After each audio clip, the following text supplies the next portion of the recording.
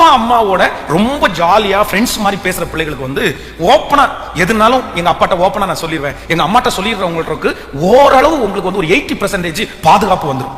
நல்ல அம்மா, அந்த அம்மா அப்பா நல்ல அம்மா அப்பா தான் இருப்பாங்க. பிள்ளைங்க தங்கள்கிட்ட பேசுற அளவுக்கு ஃப்ரெண்ட்ஷிப்பை மெயின்டைன் பண்ற அம்மா அப்பா கண்டிப்பாக 90% நல்ல அம்மா அப்பாவா இருப்பாங்க. கரெக்டா உன்னை கைட் பண்ணுவாங்க. அவ்வளவு சீக்கிரமா உன்னை வந்து உனக்கு மேல கண்டிப்பும் கொடுக்க மாட்டாங்க, அரவணைப்பும் தர மாட்டாங்க. சிலதை இப்படிதான் இருக்கு அப்படின்றத அழகா டீல் பண்ணி, நீ லவ் பண்றேன்னு சொன்ன உடனே அப்படியே வல்லுன்னு எல்லாம் விழுந்துட மாட்டாங்க.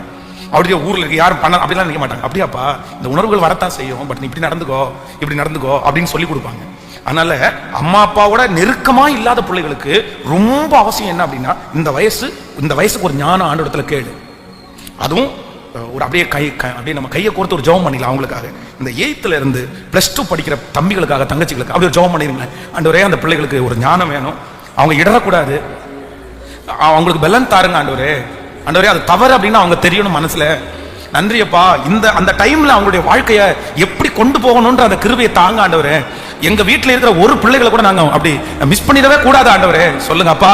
ஆண்டவரே இரக்கம் பாராட்டும், நீர் இறங்கும் ஆண்டவரே, இறங்கும் அந்த குழந்தைகளுக்கு இறங்கும் ஆண்டவரே, அவர்களுக்கு சொல்லி தாரும் ஆண்டவரே. ஆண்டவரே அவங்க வாழ்க்கையில அவங்க தடுமாறிடவே கூடாதுப்பா, கூடாது. ஆமேன்னு சொல்லுங்க.